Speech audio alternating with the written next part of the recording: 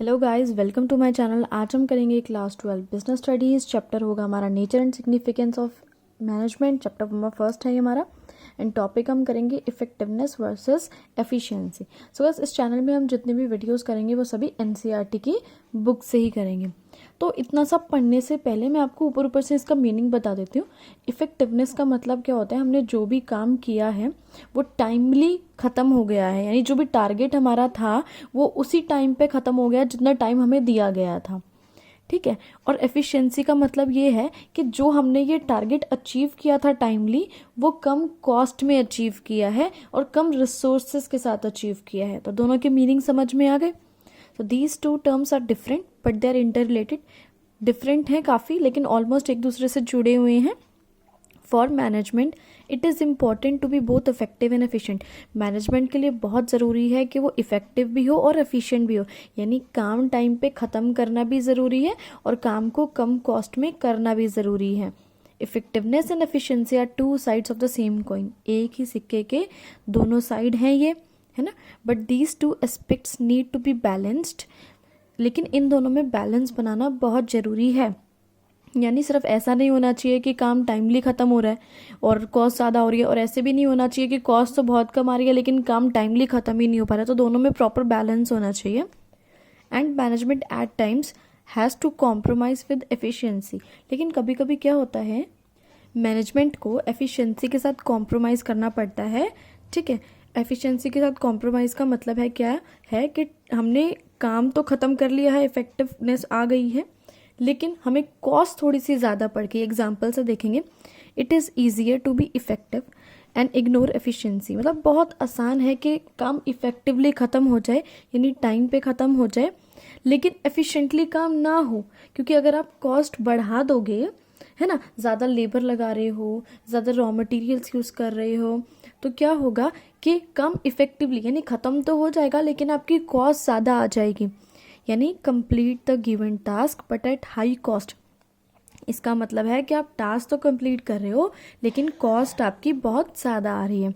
Suppose a companies target production is 5000 units in a year. Suppose एक company है, उसका production का target है कि उसे 5000 यूनिट एक साल के अंदर अंदर प्रोड्यूस करने ही करने हैं। So to achieve this target, the manager has to operate on double shifts due to power failure। तो क्या होता है इसमें, जो है जिस फैक्ट्री में लोग काम करते हैं उसमें पावर फेलियर बहुत ज़्यादा होती है, लाइट बहुत ज़्यादा जाती है, जिसकी वजह से मैनेजर क्या करता है, डबल शिफ्ट में काम करवाता है, यानी सुबह भी और शाम में भी, दोनों शिफ्ट में काम करवाता है। रीज़न क्या है, ये 5000 यूनिट्स को पूरा करना है एक साल के अंदर अंदर। सो क्या होगा, manager is able to produce 5000 units but at a higher production cost. तो मैनेजर 5000 यूनिट्स तो बना देगा लेकिन उसकी प्रोडक्शन कॉस्ट ज़्यादा आ जाएगी।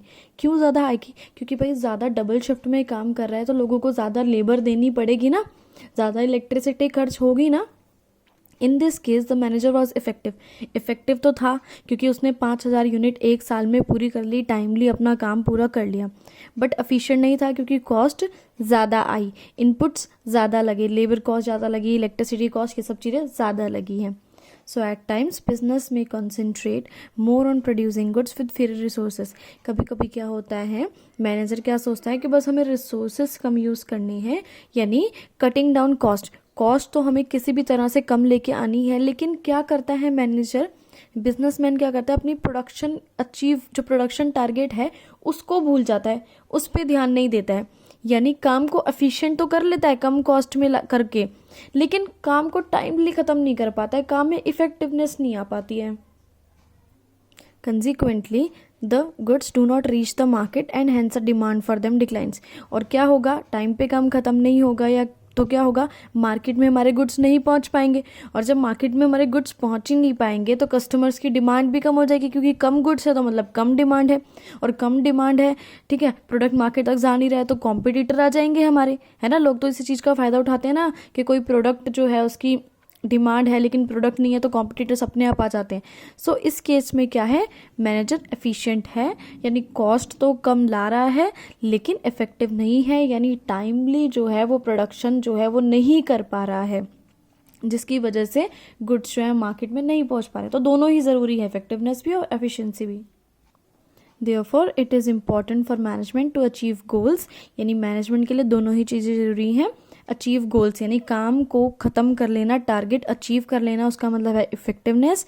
और मिनिमम रिसोर्सेज के साथ या मिनिमम कॉस्ट के साथ करना, उसका मतलब है एफिशिएंसी। तो दोनों ही ज़रूरी हैं while maintaining a balance between, यानी दोनों में ही बैलेंस बनाना इफेक्टिवनेस और एफिशिएंसी में बहुत ज़्यादा ज़रूरी है। काम को अचीव करना भी, टारगेट पूरा करना भी, और टारगेट जो पूरा किया उसको कम कॉस्ट में भी करना, दोनों बहुत ज़्यादा ज़रूरी है।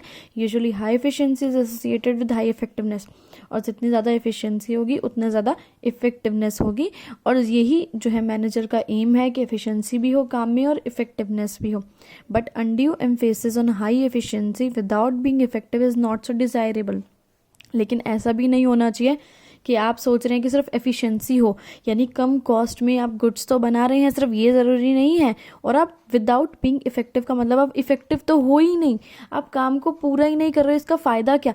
एक प्रोडक्ट है जो हर जगह 10 रुपये का बिक रहा है, लेकिन आप उसे 6 रुपये में बेच रहे हो, लेकिन लोगों की डिमांड जितनी है उसको पूरा ही नहीं कर पा रहे, तो इसका फ़ायदा क्या है? कोई कॉम्पिटिटर तो ऑब्वियस है ना, आ जाएगा मार्केट में।